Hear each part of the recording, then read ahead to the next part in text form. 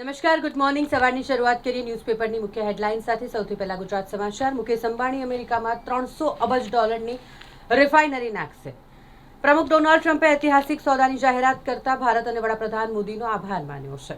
નવી રિફાઇનરી વર્ષે $175 અબજ મૂલ્ય ધરાવતા 50 અબજ બેરલ રિફાઇન્ડ પ્રોડક્ટ્સનું ઉત્પાદન કરશે. ટ્રમ્પ, ભારત અને રશિયન ઓઇલ, પડદા પાછળની વાર્તા. આ વિશે વાત કરીએ તો ટ્રમ્પનું ભારત પર દબાણ અને ડીલનો માર્ગ. ટ્રમ્પ ભારત પર ઊંચા ટેક્સ અને રશિયા પાસેથી તેલ ખરીદવા બાબતે નારાજ. આ બધું ચાલી રહ્યું છે અમેરિકા, ભારત અને રશિયા વચ્ચે. ભારતમાં પહેલો ઈચ્છા મૃત્યુ, જેમાં સુપ્રીમે ઐતિહાસિક ચુકાદો આપ્યો છે. 12 વર્ષથી કોમામાં રહેલા 32 વર્ષીય યુવક હરીશ રાણાની લાઈફ સપોર્ટ સિસ્ટમ હટાવવામાં આવશે. સુપ્રીમ કોર્ટે આ ઐતિહાસિક નિર્ણય કર્યો છે. લોકસભાના સ્પીકર ઓમ બિરલા સામે વિપક્ષનો અવિશ્વાસ પ્રસ્તાવ નકારવામાં આવ્યો. અવિશ્વાસ પ્રસ્તાવ લાવવા બદલ ગૃહમંત્રીએ વિપક્ષને ઘેર્યું. એલએનજીના 2 કાર્ગો ભારત આવી રહ્યા છે. ગેસની અછત નથી, કેન્દ્ર સરકારે આ કહ્યું છે. અમેરિકામાં હત્યારા ગુજરાતીને પકડવા ઇનામની રકમ વધારી $10 લાખ કરી દેવામાં આવી છે. સુરત અને કુર્નૂલ વચ્ચે ગ્રીન એક્સપ્રેસ હાઈવે બનાવવાનો નિર્ણય કરવામાં આવ્યો છે. શહેર કોંગ્રેસે ક્યુઆર કોડથી ઉમેદવાર નોંધણી શરૂ કરી દીધી છે. મ્યુનિસિપલ કોર્પોરેશનની ચૂંટણી નજીક આવી રહી છે. એના પડઘમ વાગી રહ્યા છે અને તેવામાં ક્યુઆર કોડથી લોકોને કોંગ્રેસ સાથે જોડવા માટેનો એક પ્રયાસ શરૂ કરી દેવામાં આવ્યો છે કોંગ્રેસો દ્વારા. 17 કિલોમીટરની પંચકોશી નર્મદા ઉત્તર વાહિની પરિક્રમામાં શ્રદ્ધાળુઓ ઉમટી પડશે. 19 માર્ચથી શરૂ થશે. 17 એપ્રિલ સુધી, એટલે કે 1 મહિના સુધી આ પરિક્રમા ચાલશે.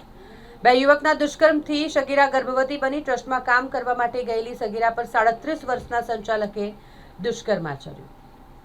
એક કારમાંથી અમદાવાદના 2 ડોક્ટર અને એન્જિનિયર દારૂના નશામાં મળી આવ્યા છે. નશામાં ડ્રાઇવિંગ અને સગીર વાહન ચાલકોથી માર્ગ સુરક્ષાને મોટું જોખમ છે.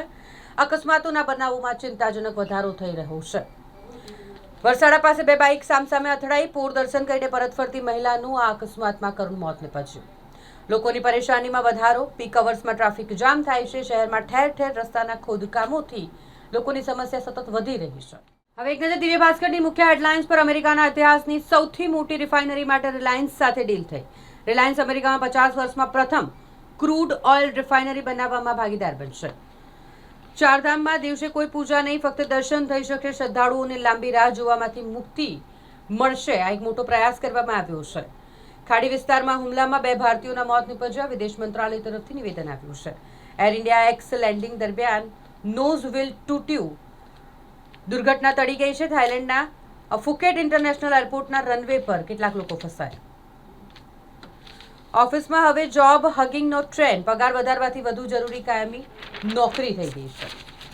યુદ્ધના કારણે કંડલા મુન્દ્રા બંદરે ઈરાન જતો 345 કરોડનો માલ અટવાઈ ગયો છે. રાજ્યમાં ઘરેલું ગેસનું બુકિંગ વધતા સર્વર ઠપ થઈ ગયું. લાઈનો લાગી. મોરબીમાં 450 કારખાના બંધ થઈ ગયા છે. ઉદ્યોગોમાં 30% ઉત્પાદન ઘટી ગયું છે. માર્ચમાં મે જેવી ગરમી પડી રહી છે. ગુજરાતના 64% વિસ્તારમાં હીટવેવ. રાજકોટ દેશમાં સૌથી ગરમ અને દીવમાં 100 વર્ષનો રેકોર્ડ તૂટ્યો એટલી ગરમી પડી રહી છે. ક્રૂડની તેજી અને યુદ્ધના તણાવથી માર્કેટનું સેન્ટિમેન્ટ ખરડાયું છે. રોકાણકારોને 18 મહિનાથી નો રિટર્ન. ભ્રષ્ટાચાર પરનું પ્રકરણ ફરી લખાતા સુપ્રીમ કોર્ટ નારાજ થયા.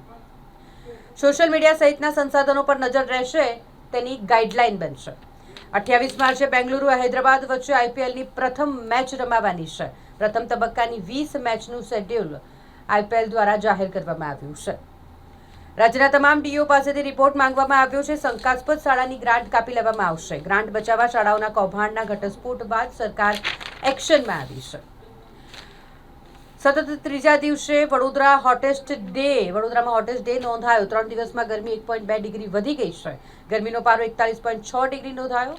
આજે યલો એલર્ટ આપવામાં આવ્યું છે. આગામી સપ્તાહે વાદળછાયું વાતાવરણ રહેશે તેવી પણ આગાહી છે. હવે એક નજર ગુજરાત મિત્રની મુખ્ય હેડલાઇન્સ પર. ઈરાને 3 જહાજો સળગાવ્યા. બેંકોને ઉડાવવાની ધમકી આપી. વૈશ્વિક અર્થતંત્રમાં ભારે ખળભળાટ મચ્યો. દુબઈ એરપોર્ટ પર હુમલો કર્યો. શેરબજારમાં ભૂકંપ આવ્યો છે. રોકાણકારોના 5.14 લાખ કરોડ સ્વાહા થઈ ગયા.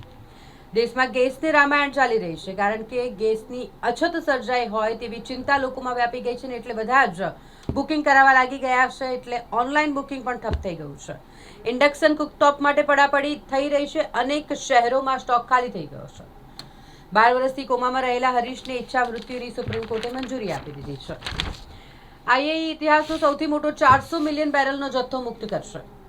ન્યાયતંત્ર વિરુદ્ધ ઝેર ઓકનાર એનસીઆરટીના 3 નિષ્ણાંતોને બ્લેકલિસ્ટ કરાયા. અમેરિકામાં ટોર્નેડોનું તાંડવ. ઇલિનોઇઝ અને ઇન્ડિયાનામાં ભારે તબાહી મચી છે. 2ના મોત નીપજ્યા છે. બેંગલુરુના પીજીમાં ડોસા, પૂરી અને ચપાતી પર બ્રેક લગાવવામાં આવી છે. સ્વિટ્ઝરલેન્ડમાં ચાલતી બસમાં વ્યક્તિ આત્મદહન કર્યું અને જેમાં 6 લોકોના મોત નીપજ્યા છે. ધોરણ 10 અંગ્રેજીના પેપરમાં મિશન ઓપરેશન સિંદૂર પર પ્રશ્ન પૂછાયો. પેપર સરળ રહેતા સમય મર્યાદા પહેલા જ વિદ્યાર્થીઓએ પેપર પૂર્ણ કરી દીધું હતું. મહારાજા સયાજીરાવ ગાયકવાડ ત્રીજાના જન્મ જયંતિની ગતરોજ વડોદરા શહેરમાં અલગ અલગ કાર્યક્રમો થકી ઉજવણી કરવામાં આવી. અટલ બ્રિજ પર ટ્રક સેફટી વોલ સાથે અથડાયું. મોટી હોનારત થતા ટળી ગઈ. ભાજપા શહેર મીડિયા સેલમાં હોદ્દેદારોની નિયુક્તિ જાહેર કરવામાં આવી છે. ભાડે ફેરવવાના બહાને 11 ગાડીઓ લઈ જઈ 11 કાર લઈ જઈ બારોબાર તેને સગેવગે કરી નાખી. નાસ્તો ફરતો આરોપી આખરે ઝડપાઈ ગયો છે. નારી સંરક્ષણ ગૃહમાં આશ્રિત દીકરીના લગ્ન કરાવવામાં આવ્યા. સરનાઈના મધુર સુરે તેને વિદાય આપવામાં આવી, જેમાં ધારાસભ્ય કેયુર રોકડિયાએ પિતાની ભૂમિકા અદા કરી અને કન્યાદાન કરી. એક નજર લોકસત્તા જનસત્તાની મુખ્ય હેડલાઇન્સ પર. ફરી એક વખત ભારતમાં ક્રિકેટનો મહાકુંભ થશે. 28 માર્ચથી શરૂ થઈ રહી છે આઈપીએલ. આરસીબી આઈપીએલ 2026 પહેલા કિંગ કોહલી તૈયાર છે તેવો એક વિડીયો પોસ્ટ કર્યો અને જેને જોઈને તમામ જે ચાહકો છે વિરાટ કોહલીના તેઓ પણ ખૂબ ખુશ થયા છે. ટ્રમ્પ અંબાણીથી ખુશ, કહ્યું થેન્ક યુ. યુએસ રાષ્ટ્રપતિની જાહેરાત. ભારતીય કંપની રિલાયન્સ અમેરિકામાં ઓઇલ રિફાઇનરી ખોલશે. બધું જ તબાહ, હુમલા માટે કંઈ બચ્યું જ નથી. અમેરિકન પ્રમુખ ટ્રમ્પનું નિવેદન. અમેરિકા અને ઇઝરાયેલનું ઈરાન સાથેનું યુદ્ધ અંતની નજીક હોવાના સંકેત મળી રહ્યા છે. દુષ્કર્મના કેસમાં કર્ણાટક હાઈકોર્ટે ટિપ્પણી કરી, કોઈનું દિલ તોડવું એ અપરાધ ન ગણાય. કાયદો દિલ તોડવાને અપરાધ માનતો નથી.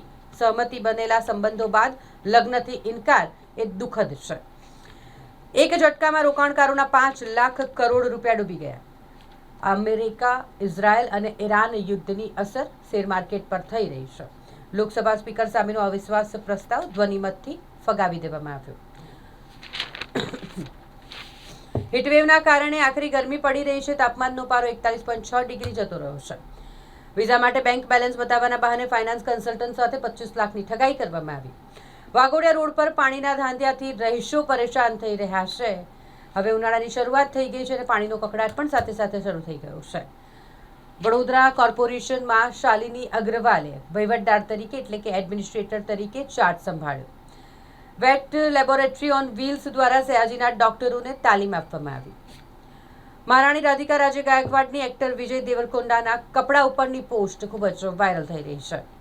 ગુજરાત જ્યુડિશિયલ સર્વિસ પરીક્ષામાં લો ફેકલ્ટીનો પ્રિયાંશ રાઠોડ ગુજરાતમાં પ્રથમ ક્રમાંકે આવ્યો. ગુજરાતનું નામ રોશન કર્યું.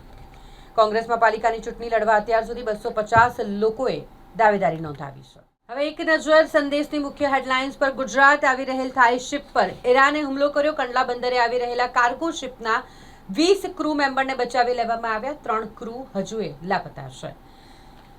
રોજ 2 ટંક ભોજન મળશે, ડોસાપુરી નહીં પીરસાય. એલપીજીની અછતને લઈને બેંગલુરુ પીજી બોર્ડે ચોંકાવનારો નિર્દેશ કર્યો છે.